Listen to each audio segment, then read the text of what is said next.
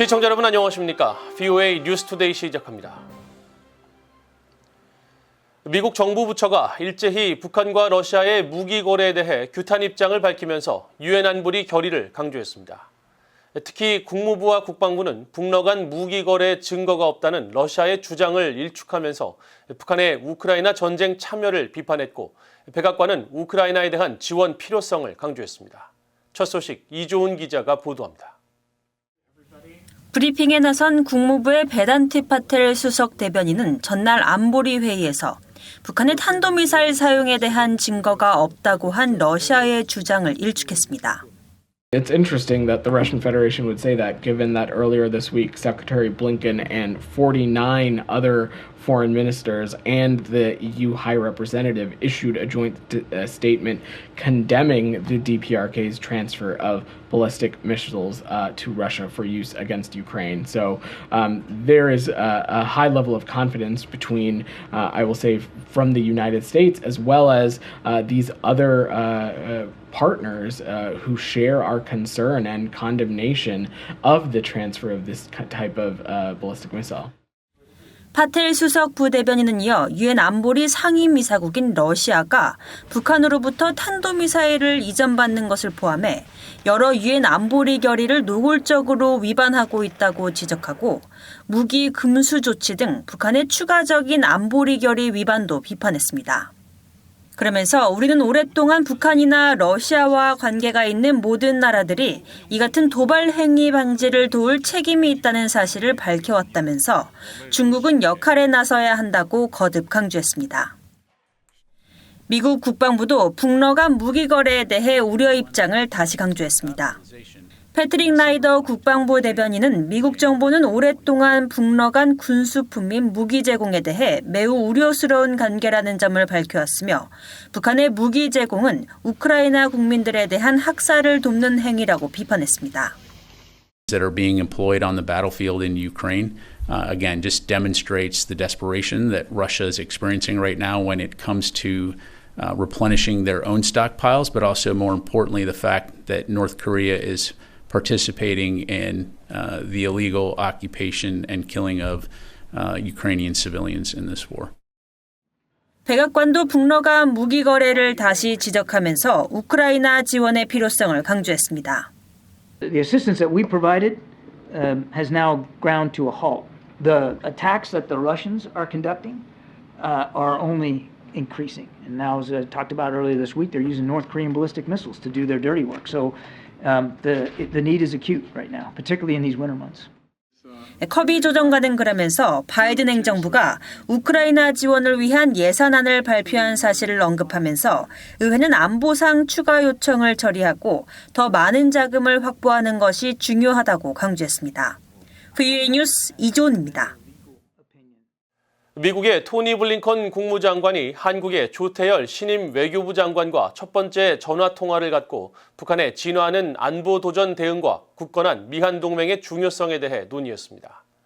매튜 밀러 국무부 대변인은 11일 보도자료를 통해 토니 블링컨 국무장관과 조태열 한국 외교부 장관은 북한이 제기하는 복잡하고 진화하는 안보 과제를 해결하고 타이완 해협과 남중국해의 평화와 안정을 지원하기 위해 계속 협력하기로 했다고 밝혔습니다.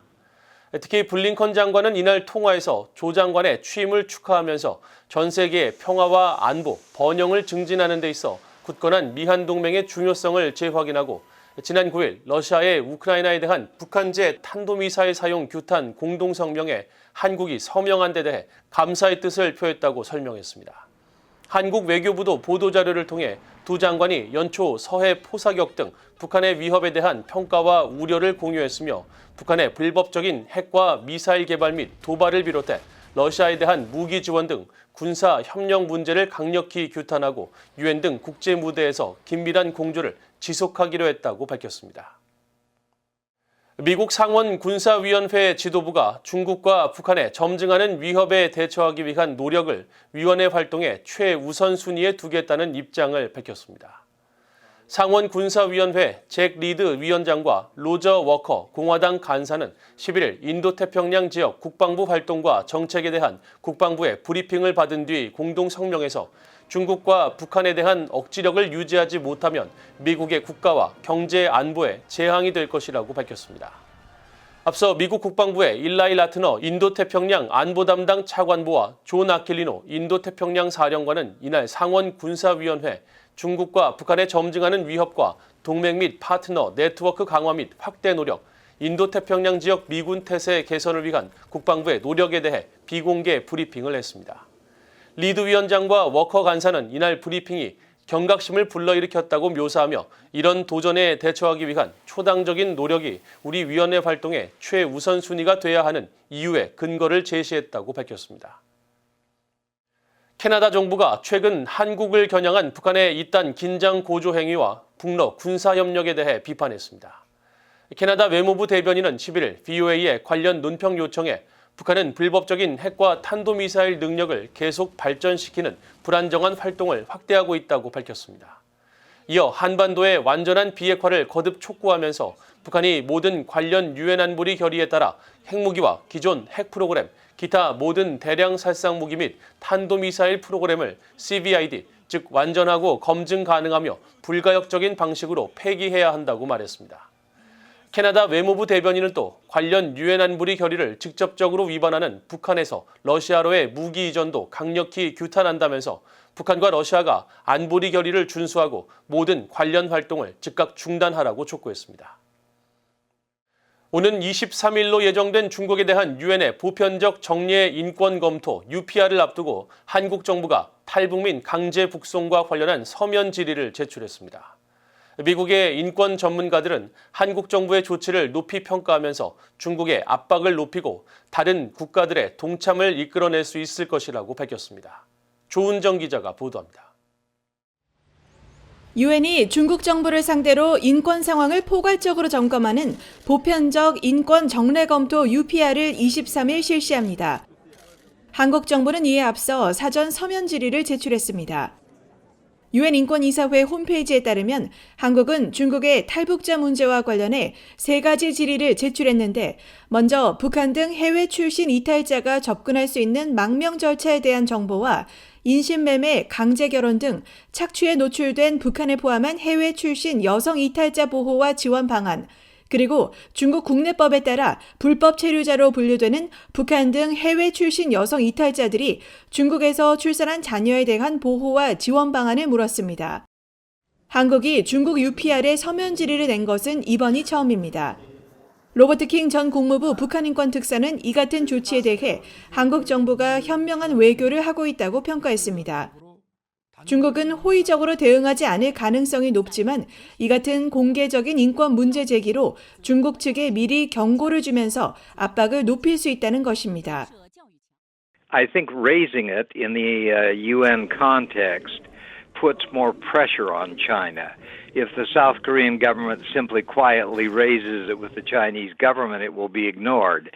If the South Koreans raise it in the United Nations, there's a better chance the Chinese will pay attention.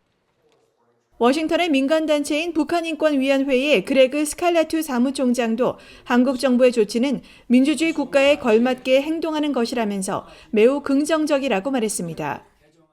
Basically, this is going to have very positive effects on the coalition of like-minded states at the UN, on recruiting new states to be members of this coalition. Civil society organizations will be emboldened by this bold, courageous South Korean initiative. 지난 2018년 3차 중국 UPR 당시에 한국의 전임 문재인 정부는 탈북민과 관련한 질의를 하지 않았습니다. 박근혜 정부 시절인 2013년 2차 때는 현장 발언에서 강제 송환 금지 원칙 준수 등 난민 보호를 언급했지만 북한을 직접 거론하지는 않았습니다. 11일 현재 중국에 대한 보편적 인권 정례 검토 UPR 심사를 위해 사전 서면 질의를 제출한 국가들은 영국과 독일, 스웨덴, 호주, 쿠바, 이란, 베네수엘라, 짐바브웨 등 18개 나라로 대부분 신장 위구르 자치구와 티베트의 인권 문제에 관련한 내용이 많습니다. VOA 뉴스 조은정입니다. 미국의 토니 블링컨 국무장관이 전 세계에서 벌어지고 있는 인신매매 문제를 양국 및 다자 간 외교에서 제기해야 한다고 밝혔습니다.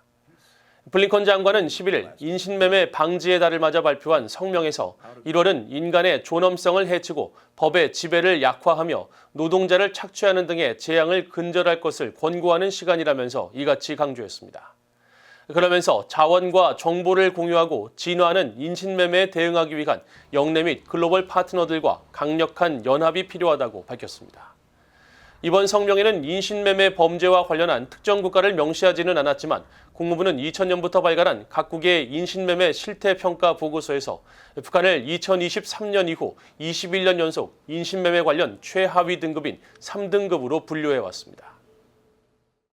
북한은 긴장을 고조시키거나 한반도 정세를 불안정하게 하는 어떠한 행동도 중단하는 것이 필수라고 유럽연합 EU가 밝혔습니다. EU 대변인은 최근 북한의 김정은 국무위원장이 한국을 주적으로 규정하며 한국을 초토화하겠다고 위협한 데 대한 VOA의 논평 요청에 이같이 답하고 우리는 북한이 미국과 한국 등 국제사회 일원들과 의미 있는 대화에 나설 것을 권장한다고 밝혔습니다. 또 EU는 북한이 유엔 안보리 결의에 따른 의무를 준수하는 것이 중요하다는 점을 거듭 강조한다면서 이것은 한반도의 지속 가능한 평화와 안보를 위한 유일한 길이라고 말했습니다.